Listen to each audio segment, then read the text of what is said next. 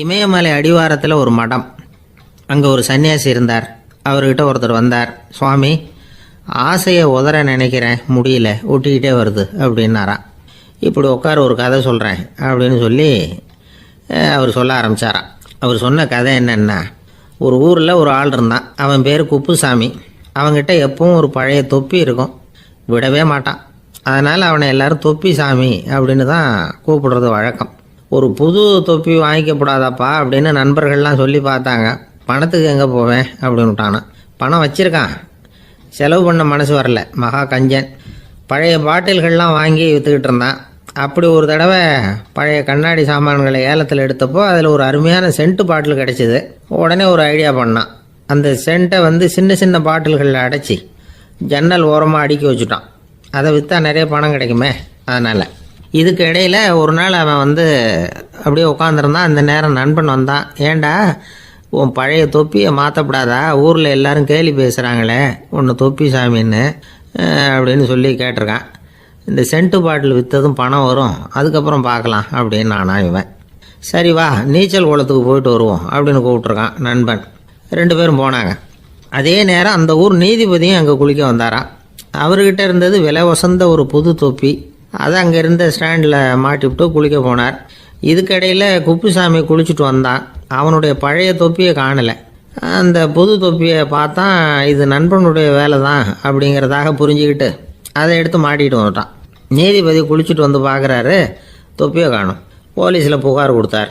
அவங்க தேடினாங்க. ஒரு மூலையில் பழைய தொப்பி கிடச்சிது. அடடா, இது நம்ம குப்புசாமியோட தொப்பி இல்லையா அப்படின்னு நானா ஒருத்தன். உடனே அவன் வீட்டுக்கு தேடிட்டு போயிருக்காங்க. அங்கே போய் பார்த்தா புது தொப்பி அங்கே இருக்குது. உடனே அவனுக்கு 1000 ரூபா அபராதம் போட்டாங்களாம். அவன் பணத்தை கட்டிவிட்டு ரொம்ப எரிச்சலோடு வீட்டுக்கு வந்தான். பழைய தொப்பி கண்ணில் பட்டது. மறுபடியும், உன்னால் தானே எனக்கு 1000 ரூபா நஷ்டம் அப்படின்னு சொல்லி அதை எடுத்துக்கிட்டு அப்படி போயிருக்கான். அந்த ஊர் குளத்தில் வீசி எரிஞ்சிட்டு வந்துட்டான். அது மீன் பிடிக்கிற ஒருத்தன் கையில் சிக்கிச்சு. அவன் வர்ற வழியில் அதை எடுத்து வேகமாக வீசி எறிஞ்சான். அது நேராக குப்புசாமி வீட்டு ஜன்னல் வழியாக உள்ளே இந்த சென்ட்டு பாட்டில்கள் மேலே விழுந்து எல்லாம் உடஞ்சி நொறுங்கி போச்சு. குப்புசாமி பார்த்தான். தோட்டத்தில் ஆழமாக ஒரு குழியை வெட்டினான். அந்த தொப்பியை போட்டான், மூடிவிட்டான். இதை அடுத்த வீட்டுக்காரன் பார்த்தான். ஏதோ புதையல் தான் வச்சுருக்கான் போல இருக்குன்னு நினச்சான். போலீஸில் போய் புகார் கொடுத்துட்டான். மறுபடியும் போலீஸ் குழியை தோண்டினாங்க. பழைய தொப்பி மறுபடியும் வெளியில் வந்தது. எல்லோரும் சிரிக்கிறாங்க. அன்னைக்கு ராத்திரியே அந்த தொப்பியை எடுத்துக்கிட்டு நேராக புறப்பட்டான். ஒரு கல்லில் அதை சேர்த்து கட்டி குடிநீர் தொட்டி இருக்கும்ல, அதில் போட்டுட்டு வந்துட்டான். இனிமேல் என்ன பண்ணும் பார்ப்போன்னு. ஒரு நாள் திடீர்னு குழாயெல்லாம் அடைப்பட்டு போச்சு. மாநகராட்சி அலுவலர்கள் என்னன்னு பார்த்தா அந்த பழைய தொப்பி குழாயை அடைச்சிக்கிட்டு இருக்குது. இது குப்புசாமியோட தொப்பிங்கிறது தான் எல்லாருக்கும் தெரியுமே. உடனே குடிநீரை பாழாக்கணத்துக்காக குப்புசாமிக்கு கோர்ட்டு 2500 ரூபா அபராதம் போட்டுவிட்டுது. அதையும் கட்டிவிட்டு வெளில வந்தான். கடைசியாக முடிவு பண்ணான். ஒரு நெருப்பு குச்சியை கிழிச்சான். தொப்பியை கொளுத்தினான். எரிஞ்சுது. எடுத்து வெளில எரிஞ்சான். கொஞ்ச நேரத்தில் தீ அணைப்பு படம் வந்துட்டுது. ஆமாம், இவன் எடுத்து எரிஞ்சது வெளியில் விழுந்து வீட்டு கூரையே பற்றிக்கிட்டு எரிய ஆரம்பிச்சுட்டுது. அவனோட பணத்தாசையும் அதோடு சேர்ந்து எரிஞ்சு போச்சான். இப்படி ஒரு கதை. இந்த கதையை சொல்லி முடித்தார் அந்த இமயமலை அடிவாரத்தில் இருந்த சன்னியாசி. இப்போ அந்த குப்புசாமி எங்கே இருக்கிறான்னு கேட்டார் எதிரில் இருந்தவர். இதோ உன் எதிரிலே இருக்கிறான், நான் தான் அந்த குப்புசாமி அப்படின்னாரான் அந்த சன்னியாசி. அந்த குப்புசாமி கிட்ட இருந்தது மாதிரி ஒரு பழைய தொப்பி நம்ம ஒவ்வொருத்தர்கிட்டையும் உண்டு. அதை எப்படி தொலைக்கிறதுன்னு தெரியாமல் தடுமாறிக்கிட்டு இருக்கிறோம். அது என்ன தொப்பிங்கிறீங்களா? அதுதான் நம்மை சூழ்ந்திருக்கிற மாயை அப்படிங்கிறார் சுவாமி சின்மயானந்தர். மெய்ஞானம் கிடைக்கிறப்போ மாயை எரிஞ்சு போகும் அப்படிங்கிறது அவருடைய கருத்து. நம்மால் ஒருத்தர் வேகமாக ஓடி வந்தார். காலில் மாட்டியிருந்த பழைய செருப்பு 2 ஆவேசமாக தூக்கி ஒரு கிணத்துல போட்டுட்டு வெறுங்காலோடு நடந்து வந்துக்கிட்டு இருக்கிறார். ஏன் அப்படி பண்ணீங்க அப்படின்னு கேட்டோம். அந்த செருப்புக்கு சொந்தக்காரன் பின்னாடி வந்துக்கிட்டு இருக்கிறான், அதனால் அப்படி பண்ணேன் அப்படிங்கிறார் இவர்.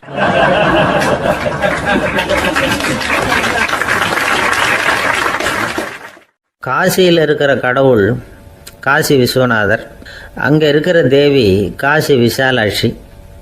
இவங்க 2 பேரும் ஒரு நாள் பேசிக்கிட்டு இருந்தப்போ கடவுள் சொன்னார், இந்த மனிதர்களை நாம் ரொம்பவும் நம்பிக்கையோடு தான் படைச்சிருக்கிறோம். இருந்தாலும் அவங்களுக்கு தான் நம்பிக்கை இல்லை, எதுலேயும் ஒரு உண்மையான நம்பிக்கை இல்லாமல் வாழ்ந்துக்கிட்டு இருக்கிறாங்க அப்படின்னார்.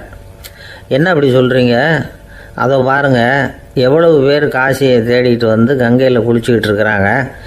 அவங்களெலாம் நம்பிக்கை இல்லைன்னா இவ்வளவு தூரம் தேடிட்டு இங்கே குளிப்பாங்களா? அப்படின்னு நாங்கள் தேவி. சரி, அதை சோதித்து பார்க்கலாம் அப்படின்னு 2 பேரும் முடிவு பண்ணிக்கிட்டாங்க. உடனே ஒரு திட்டம் போட்டாங்க. அது எப்படின்னா, நாம் 2 பேருமே பக்தர்கள் மாதிரி உருவத்தை மாற்றிக்கிட்டு கங்கை கரைக்கு போக வேண்டியது. நான் கங்கையில் இறங்கி குளிக்கிறேன். கொஞ்ச நேரத்தில் சுழலில் மாட்டிக்கிட்டது மாதிரி நடிக்கிறேன். நீ உடனே கரையிலேருந்து சத்தம் போடும். என்னோடய வீட்டுக்காரரை யாராவது காப்பாற்றுங்களேன்னு சத்தம் போடும். அதோடு இன்னொன்று சொல்லு, யாராவது ஒரு புண்ணிய ஆத்மா அவர்கிட்ட போய் அவருடைய முடியை பிடிச்சி இழுக்கணும். அப்படி ஒரு சாபம் இருக்குது எங்களுக்கு. புண்ணிய ஆத்மா, அதாவது எந்த பாவமும் செய்யாத இல்லாத ஒருத்தர் தான் அவரை காப்பாற்ற முடியும். அப்படிப்பட்டவங்க யாராவது வெள்ளத்தில் குதித்து என்னுடைய கணவரை காப்பாற்றுங்கோ அப்படின்னு நீ சத்தம் போடு, கூச்சல் போடு, என்ன நடக்குதுன்னு பார்க்கலாம் அப்படின்னார் கடவுள். சரின்னு சொல்லி 2 பேருமா சாதாரண பக்தர்கள் மாதிரி கங்கை கரைக்கு சேர்ந்தாங்க. அவர் இறங்கி குளித்தார். திட்டம் போட்டது மாதிரியே சுழலில் மாட்டிக்கிட்டது மாதிரி கத்துனார்.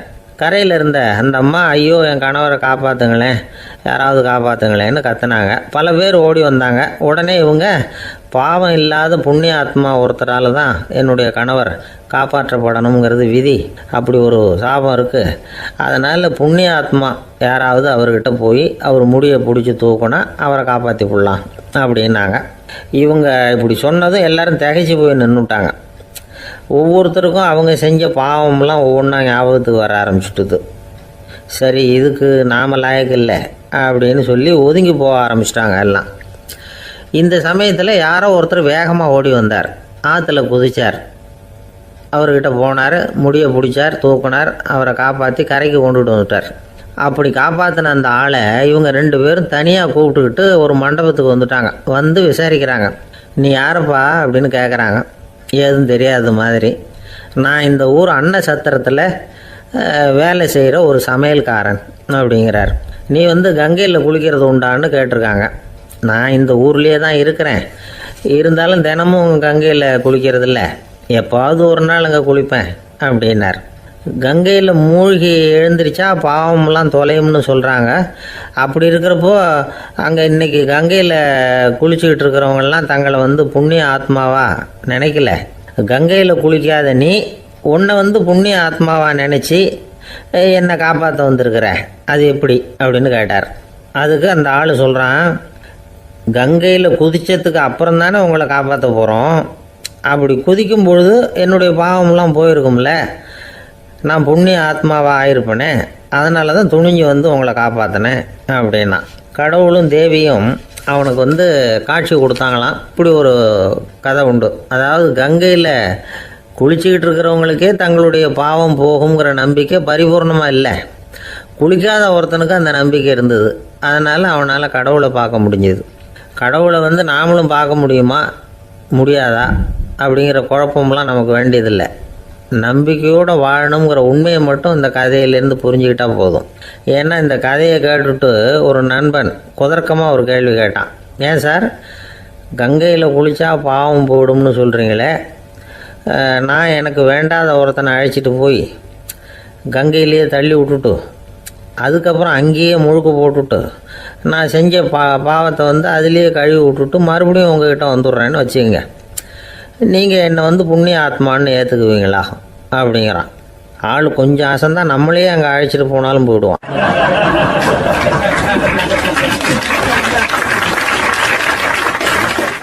வாழ்க்கையில் சில சந்தர்ப்பங்களில் நாம் சில அவமானங்களை சந்திச்சே தீர வேண்டியிருக்கு. என்ன பண்ணுறது, காலம் அப்படி. அவமானப்படுறவங்க உடனே அடங்கி போய்டுறது தான் உலக வழக்கம். அவமானப்பட்டால் உடனே சீறி எழறவங்களும் உண்டு. ஆனால் அதையே ஒரு சவாலாக எடுத்துக்கிட்டு முன்னுக்கு வர்றவங்களும் சில பேர் இருக்கிறாங்க. அவங்க ரொம்ப அபூர்வம். இன்றைக்கி மனோதத்துவ நிபுணர்கள்லாம் என்ன சொல்கிறாங்க தெரியுமா? அவமானப்பட்டுட்டா உடனே அடங்கி போயிடக்கூடாதான். அதையே ஒரு சவாலாக எடுத்துக்கிட்டு மனசில் ஒரு வைராக்கியத்தோடு முயற்சி பண்ணினா வாழ்க்கையில் எல்லாரும் முன்னேறலாமா. அவமானங்கிறத நாம் வைராக்கியமாக மாற்றிக்கணும். அதுதான் வெற்றிக்கு வழி. ராமர் இந்த பூமியில் பிறந்ததே ஒரு வைராக்கியத்தினால தான் சார் அப்படின்னார் ஒருத்தர். எப்படிங்க அது அப்படின்னு கேட்டேன். அவர் சொன்னார், தசரதருக்கு ராமர் குழந்தையா பிறக்கணும், அப்போ தான் இங்கே இருக்கிற கஷ்டங்கள்லாம் நீங்கும் அப்படின்னு சர்வ லோகமும் எதிர்பார்த்துக்கிட்டு இருக்குது. ஆனால் அவர் எப்போ பிறப்பார் அப்படின்னு யாருக்கும் தெரியல. அந்த காரியம் சீக்கிரம் நடக்கணுமே, அதுக்கு என்ன பண்ணுறது? நாரதர் வந்தார் ஒரு நாள் தசரதரை தேடி. தசரதா, உனக்கு ஒரு செய்தி தெரியுமான்னு ஆரம்பித்தார். அவர் எப்பவும் இப்படித்தானே ஆரம்பிக்கிறது வழக்கம். என்ன விஷயம்னு கேட்டார் தசரதர். தசரதா, நீ அடிக்கடி உன்னோட தேரில் ஏறிக்கிட்டு தேவலோகத்துக்கு போகிற, அங்கே போகிற வர்ற எல்லாம் பண்ணிகிட்ருக்க, எல்லாம் சரி. தேவலோகத்துலேயும் உன்னை நல்லபடியாக தான் வரவேற்கிறாங்க. தேவேந்திரன் உன்னை பிரியமாக அழைச்சிட்டு போய் தன்னுடைய அரியாசனத்திலேயே தனக்கு பக்கத்திலேயே உட்கார வைக்கிறான்.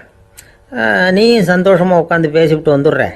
ஆனால் நீ இங்கே வந்ததுக்கு அப்புறம் அங்கே என்ன நடக்குது தெரியுமா உனக்கு அப்படின்னாரான் நாரதர். என்ன நடக்குது எனக்கு ஒன்றும் தெரியலையே அப்படின்னாரான் தசரதர். நாரதர்கிட்ட கிட்டத்தில் கேட்டிருக்கார், கொஞ்சம் சொல்லுங்கள் என்னது அப்படின்னு.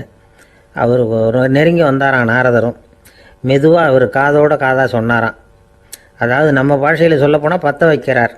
நீ அங்கே தேவேந்திரங்கிட்ட உட்காந்து பேசிவிட்டு வந்த பிறகு நீ அங்கே உட்காந்துருந்த அரியாசனத்தை தண்ணி ஊற்றி கழுவி சுத்தப்படுத்துகிறாங்க. நீ என்ன அந்த அளவுக்கு சுத்தம் இல்லாத ஆளா, தினம் குளிக்காமையாக இருக்கிற அப்படின்னாராம். தசரதருக்கு இது ரொம்ப அவமானமாக போயிட்டுது. அப்படியே செய்கிறாங்க அப்படின்னாராம். ஆமாம், நீ வேணும்னா நான் சொல்கிறது உண்மையா இல்லையா அப்படின்னு சோதனை பண்ணி பார்த்துக்கோ அப்படின்னாரான் நாரதர்.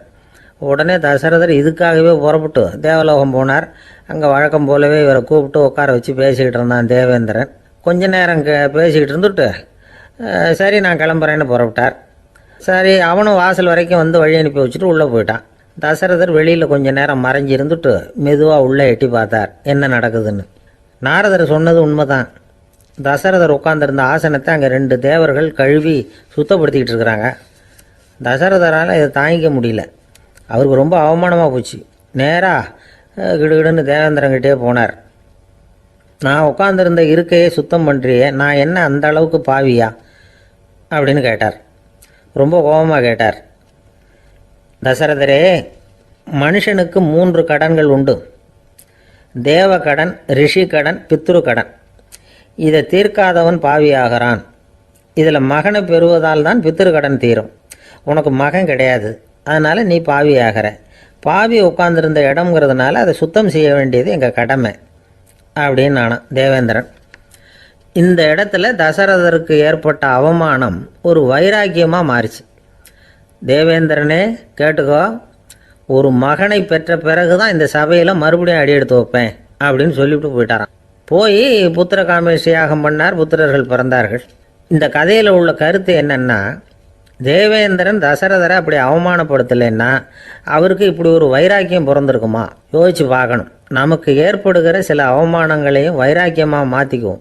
அப்படி மாற்றிக்கிட்டோம்னா வாழ்க்கையில் முன்னேறலாம். நம்ம ஆளுங்க சில பேர் அவமானத்தை வைராக்கியமாக மாற்றிக்கிறது எப்படி தெரியுமா? நம்மக்கிட்ட ஒரு பையன் சொன்னான், எங்கள் அப்பா என்னை எல்லாருக்கும் முன்னாடி வச்சு திட்டிவிட்டார், பொறுப்பு இல்லாமல் ஊர் சுற்றுறேன்னு சொல்லி அவமானப்படுத்தி விட்டார். இனிமேல் நீ என் முகத்திலேயே முழிக்காதரா போடான்னு வேற சொல்லிவிட்டார். எனக்கு ரோஷம் வந்துட்டுது. அந்த அவமானத்தை வைராக்கியமாக மாற்றிக்கிட்டேன். அன்னையிலேருந்து அவர் முகத்திலேயே முழிக்கிறதில்ல அப்படின்னா. அப்படியான்னு கேட்டோம். ஆமாங்க, அவர் வீட்டில் இல்லாத நேரமாக பார்த்து உள்ள சமையல் கட்டுக்கு போய் சாப்பிட்டுட்டு நைஸாக வெளியில் வந்துடுவேன் அப்படிங்கிறான் அவன்.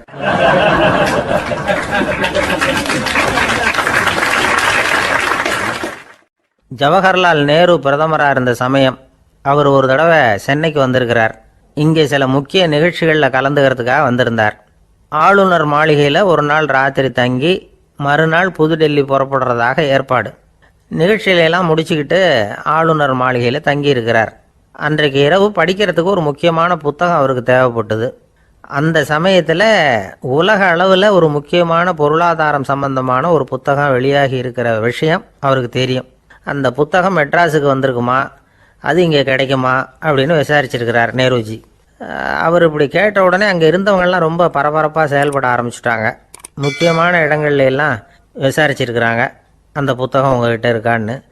சென்னையில் உள்ள கன்னிமாரா நூல் நிலையத்துக்கு எப்படியும் அந்த புத்தகம் வந்திருக்கணும் அப்படின்னு ஒரு நம்பிக்கை. அங்கே விசாரித்தாங்க. அந்த புத்தகம் 2 நாளைக்கு முன்னாடி தான் அங்கே வந்திருக்குது அப்படிங்கிற விஷயம் தெரிஞ்சுது. உடனே எல்லாரும் அங்கே ஓடினாங்க. அவங்களுக்கு இன்னொரு சந்தேகம். புத்தகம் வந்திருக்கு சரி, அது இந்த சமயத்தில் வேற யாரும் படிக்கிறதுக்கு எடுத்துகிட்டு போயிருக்கக்கூடாதே அப்படிங்கிற சந்தேகம் இருந்தாலும் மனசுக்குள்ள ஒரு தைரியம். இப்படி ஒரு புத்தகம் வெளிவந்திருக்கிற விஷயமே நேருஜி சொல்லி தான் நமக்கே தெரியும். அதுவும் இல்லாமல் உலக பொருளாதாரம் சம்பந்தமான ஏதோ ஒரு புத்தகம் அது. அதை போய் இந்த நேரத்தில் அவ்வளவு ஆர்வமாக யார் எடுத்துகிட்டு போயிட போகிறாங்க அப்படிங்கிற தைரியம். இந்த தைரியத்தோடு அந்த நூல் நிலையத்துக்கு ஓடினாங்க. புத்தகத்தை தேடினா அது கிடைக்கல. யாரோ எடுத்துகிட்டு போயிருக்கிறாங்க. நேருவுக்கு மட்டுமே தெரிஞ்சிருந்த அந்த புத்தகம் பற்றின விஷயம் சென்னையில் வேற ஒருத்தருக்கும் தெரிஞ்சிருக்குது. உடனே எல்லாரும் பரபரப்பாக அதுக்குன்னு இருக்கிற ரிஜிஸ்டர் இருக்குல்ல, பதிவேடு, அதை புரட்டி பார்க்குறாங்க யார் எடுத்துகிட்டு போகிறாங்கன்னு தெரிஞ்சுக்கிறதுக்காக. எடுத்துகிட்டு போனவங்க அதில் கையெழுத்து போட்டிருப்பாங்கல்ல, அதை பார்த்து யாருன்னு தெரிஞ்சுக்கலாம் அப்படிங்கிறதுக்காக தான் அதை புரட்டுறாங்க. அதோ அந்த புத்தகத்தோட பேர் பக்கத்தில் அதை எடுத்துக்கிட்டு போனவங்க கையெழுத்து உத்து பார்க்குறாங்க எல்லாரும். அதில் போட்டிருக்குது பேர் CN அண்ணாதுரை அப்படின்னு எழுதியிருந்தது. அவர் தான் பேரறிஞர் அண்ணா. நேரு படிக்க விரும்பின ஒரு புத்தகத்தை அதே நேரம் படிக்க விரும்பின இன்னொரு தலைவர் இவர். படிக்கிறதுல அவருக்கு இருந்த ஆர்வத்தை நாம் தெரிஞ்சுக்கணும்னா அதுக்கு எவ்வளவோ சம்பவங்கள் இருக்குது. கடைசி காலத்தில் அவர் அடையாறு மருத்துவமனையில் படுத்திருக்கிறார். அவருக்கு ஒரு முக்கியமான அறுவை சிகிச்சை செய்ய வேண்டியிருக்குது அவசரமாக. அமெரிக்காவிலேருந்து டாக்டர் மில்லர் வந்திருக்கிறார். அவர்கிட்ட கேட்குறார், டாக்டர் நாளைக்கே அறுவை சிகிச்சை செய்ய போகிறீங்களா அப்படின்னு. ஆமாங்கிறார் டாக்டர் மில்லர். நாளைக்கு மறுநாள் செஞ்சுக்கிறேனே அப்படின்னாரான் அண்ணா. ஏன் ஏதாவது நாள் பார்க்குறீங்களான்னு கேட்டிருக்கார். இல்லை, ஒரு புத்தகத்தை படிச்சுக்கிட்டு இருக்கிறேன், அதை நாளைக்குள்ளே முடிச்சிருவேன், அதுக்கப்புறம் நான் இறந்தாலும் கவலை இல்லை அப்படின்னாரான் இவர். அவர் தான் அறிஞர் அண்ணா. சங்ககால நூல்கள்லேருந்து சமீபத்தில் வந்த நூல்கள் வரைக்கும் எல்லாம் அவர் படிச்சிருக்கிறார். ஒரு திருமண விழாவில் அவர் பேசும்பொழுது சொன்ன விஷயம் இது. சங்க காலத்தில் காதலியை மணக்க விரும்புகிறவனுக்கு அவனுடைய தந்தை வீர சோதனைகள்லாம் வைப்பார். போய் புலிப்பல் கொண்டுக்கிட்டு வா, அப்போ தான் என் பொண்ணை கொடுப்பேன் அப்படின்னு சொல்லுவார். காதலன் உடனே காட்டுக்கு போவான், ஒரு புலியை கொன்று அதனுடைய பல்லை கொண்டுக்கிட்டு வருவான். அதை வீர பதக்கத்தில் பதிச்சு அவனுக்கு மாமனார் சூட்டுவார் கல்யாண சமயத்தில். இப்போலாம் காதலன் கிட்ட அப்படி சொல்ல முடியாது. இப்போலாம் காதலன் கிட்ட காட்டுக்கு போய் புலிப்பல் கொண்டுக்கிட்டு வான்னு யாராவது சொன்னால் புலி தான் மாப்பிள்ளையாக வந்து சேரும் அப்படின்னார்.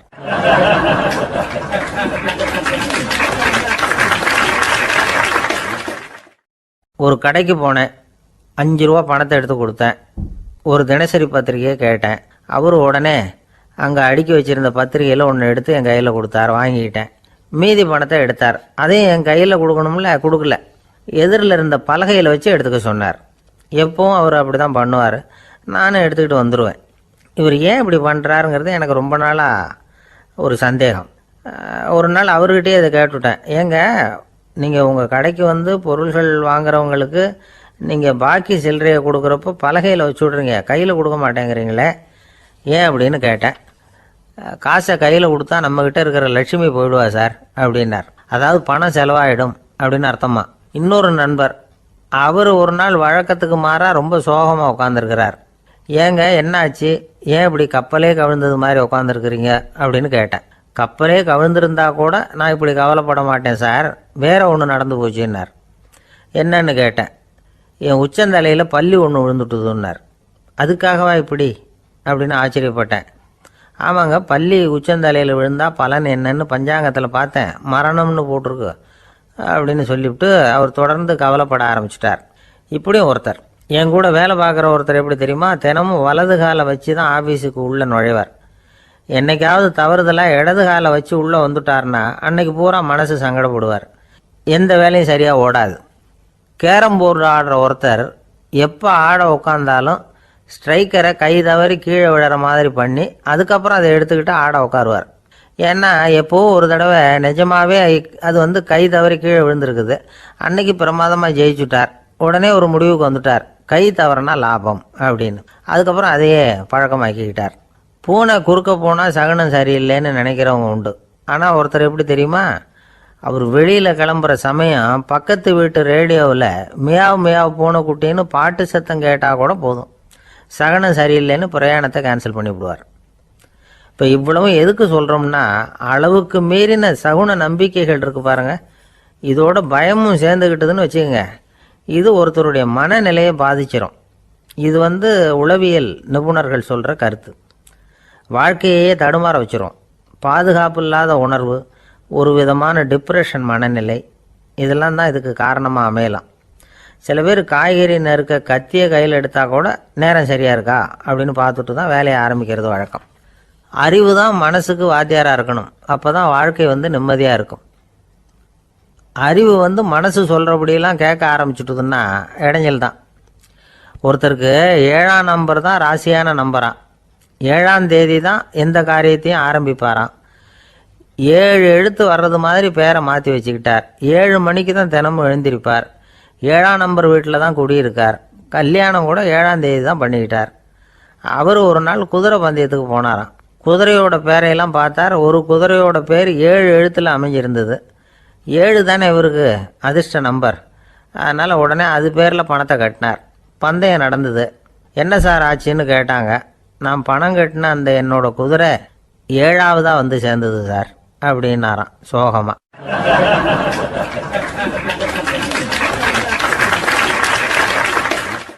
ஒரு விவசாயி விதைக்கிறதுக்காக வயல்வெளி பக்கம் போகிறார். விதைகளை அள்ளி வீசினார்.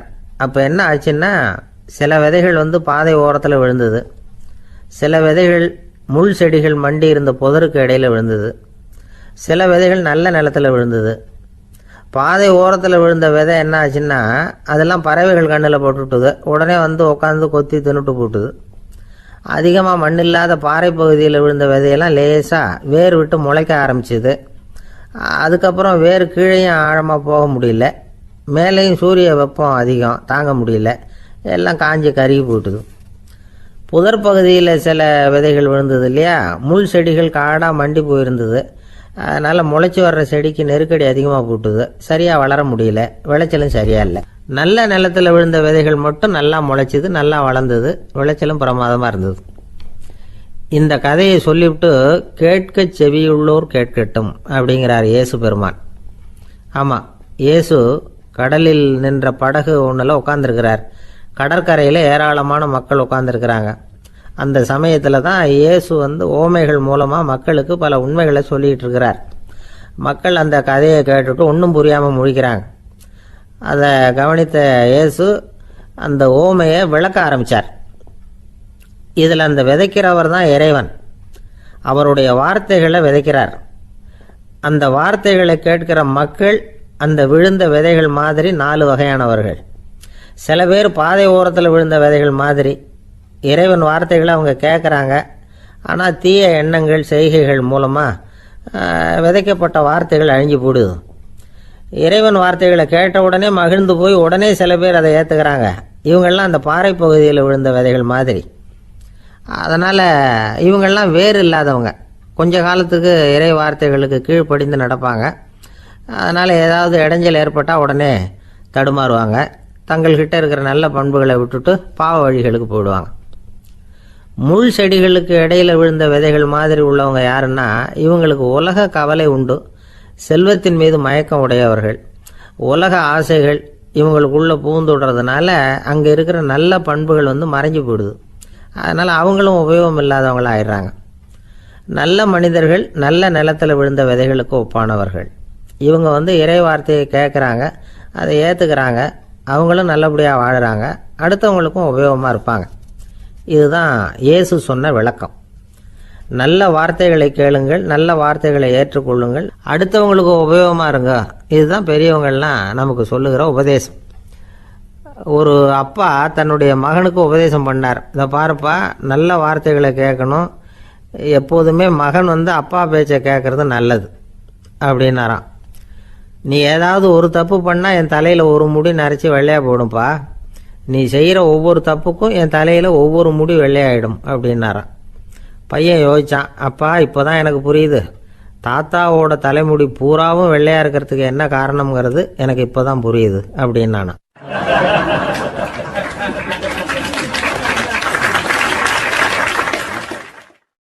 ஒரு ஊரில் ஒரு ராஜா இருந்தார். அவர் ஒரு பூனை வளர்த்தார். ரொம்ப செல்லமாக அவர் அந்த பூனையை வளர்த்தார். அவர் என்ன பண்ணுவார் தெரியுமா?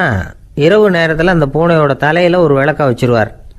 அந்த பூனை ரொம்ப ஜாக்கிரதையாக அந்த விளக்கு கீழே விழுந்துடாமல் பார்த்துக்கும். தலையை ஆட்டாமல் ரொம்ப நிதானமாக ராஜா பின்னாடி நடந்து போய்கிட்டே இருக்கும். அந்த விளக்கு வெளிச்சத்தில் எல்லா வேலைகளையும் செஞ்சுருவார். கையில் ஒரு விளக்கை தனியாக எடுத்துகிட்டு போக வேண்டிய அவசியமே இல்லை. விளக்கை தூக்கிட்டு போகிற வேலையை அந்த பூனை பார்த்துக்கும். அதனால் ராஜாவுக்கு அந்த பூனை மேலே ரொம்ப பிரியம். மந்திரிகளையெல்லாம் கூப்பிட்டு அவங்கக்கிட்ட சொல்லுவார், பார்த்தீங்களா இந்த பூனை எவ்வளவு விசுவாசமாக நடக்குது, என் பேரில் எவ்வளவு மரியாதை பார்த்தீங்களா அதுக்கு அப்படிம்பார். இதை கேட்டுவிட்டு அங்கேருந்து அமைச்சர்களில் ஒருத்தர் சொன்னார், மன்னா நீங்கள் சொல்கிறது சரிதான், இருந்தாலும் இந்த பூனையோட விசுவாசத்தை நாம் கொஞ்சம் சோதித்து பார்க்க வேண்டியிருக்கு அப்படின்னாராம். சரி, உங்கள் ஆசையை ஏன் கெடுக்கணும், நல்லா சோதிச்சு பாருங்க அப்படின்னு சொல்லிவிட்டார் ராஜா. உடனே அந்த அமைச்சர் என்ன பண்ணார் தெரியுமா, எங்கேயோ புறப்பட்டு போனார். ஒரு 5-6 எலிகளை பிடிச்சிட்டு வந்தார். அரண்மனையில் ராஜா ஏதோ வேலை பார்த்துக்கிட்டு இருக்கிறாரு. பக்கத்தில் அந்த பூனை ரொம்ப பணிவாக நின்றுக்கிட்டு இருக்குது. அது தலையில் விளக்கு எரிஞ்சிக்கிட்டு இருக்கு. அமைச்சர் தான் பிடிச்சிட்டு வந்த எலிகளை அந்த பூனை பார்வையில் படுறது மாதிரி எதிரில் விட்டார். அந்த எலிகள்லாம் அங்கேயும் இங்கேயும் ஓட ஆரம்பிச்சிது. அதை பார்த்தது பூனை, அவ்வளவுதான். தலையில் இருக்கிற விளக்கை பற்றியும் கவலைப்படலை, ராஜாவை பற்றியும் கவலைப்படலை. ஒரே பாய்ச்சலாக பாஞ்சு எலிகளை துரத்த ஆரம்பிச்சுட்டுது. தலையில் இருந்த விளக்கு எங்கேயோ போய் விழுந்தது, அணைஞ்சு போச்சு. இருட்டில் ராஜா தடுமாற ஆரம்பிச்சுட்டார். இந்த சமயத்தில் அந்த அமைச்சர் மறுபடியும் விளக்கை ஏற்றினார். வெளிச்சம் வந்தது. அதுக்கப்புறம் அந்த அமைச்சர் பேசினார், அரசே, பூனையோட விசுவாசத்தை பார்த்தீங்களா, எலி அது கண்ணில் படுற வரைக்கும் தான் விசுவாசமாக இருந்தது. அது மாதிரி எலியை பார்த்ததும் எல்லாத்தையும் விட்டுட்டு அதை துரத்த ஆரம்பிச்சுட்டு பார்த்தீங்களா. தான் அந்த பூனையை பற்றி நினச்சது தப்புங்கிறது அதுக்கப்புறம் தான் அந்த ராஜாவுக்கு புரிஞ்சுதான். சரி, இப்போ எதுக்கு இந்த கதையெல்லாம் அப்படிங்கிறீங்களா. இந்த பூனை மாதிரி தான் நம்ம மனசும். மனசை எவ்வளவு தான் பயிற்சி கொடுத்து பக்குவமாக வச்சுருந்தாலும் பார்க்குறதுக்கு பரமசாது மாதிரி தான் இருக்கும். பார்க்க வேண்டியதை பார்த்துட்டுதுன்னா பாஞ்சிரும். இந்த பூனை மாதிரி புலன் இன்ப பொருள்கள் கிட்டாத வரைக்கும் மனம் அடங்கி இருக்கிறது மாதிரி தான் தெரியும். கொஞ்சம் வாய்ப்பு கிடைச்சாலும் அது குதிக்க ஆரம்பிச்சிடும், தப்பு பண்ண ஆரம்பிச்சிடும். பெரிய பெரிய முனிவர்கள் வாழ்க்கையில் நடந்த வீழ்ச்சி இதை தான் நிரூபிக்குது. புலன்களின் ஆற்றல் அதிகம், அதனால் மனக்கட்டுப்பாடு பயிற்சிகளில் ரொம்ப எச்சரிக்கையாக இருக்கணுங்கிறார் சுவாமி சிவானந்தர். மது பழக்கத்தையே விட்டுவிட்டேன்னு உறுதியாக இருப்பான். கடை கண்ணில் பட்டுவிட்டுதுன்னா கால் அவனை கேட்காமலே இழுத்துக்கிட்டு உள்ளே போயிடும். இதுதான் மனசுங்கிறது. அதுதான் அந்த ராஜா வளர்த்த பூனை. நம்மால் ஒருத்தன் அந்த ராஜா பூனை தலையில் விளக்க வச்சது மாதிரி இவன் தன்னுடைய தலையிலேயே ஒரு விளக்கை ஏற்றி வச்சுக்கிட்டு என்னத்தையோ தேட ஆரம்பித்தான். தேடிக்கிட்டு இருக்கிறான். தலையை ஆட்டாமல் நிதானமாக நடந்து ரொம்ப நேரமாக தேடிட்டு இருக்கிறான். அந்த சமயம் அங்கே வந்த ஒருத்தர், என்னத்தை தேடுறீங்கன்னு கேட்டார். அதுதான் மறந்து போச்சு அப்படின்னு இழுத்தான். சரி, கொஞ்சம் இப்படி உட்காருங்க, ஞாபகம் வந்ததும் தேட ஆரம்பிக்கலாம் அப்படின்னார் அவர். இவன் கொஞ்ச நேரம் உட்காந்து யோசித்தான். அப்புறம் திடீர்னு எழுந்திரிச்சான். ஞாபகம் வந்துட்டுதுன்னா. என்னன்னு கேட்டார். எங்கள் வீட்டில் இருந்த விளக்கை எங்கே வச்சேன்னு தெரியல, அதை தான் தேடிக்கிட்டு இருக்கிறேன், ஏற்றி வைக்கலாம்னு பார்க்குறேன் அப்படின்னா.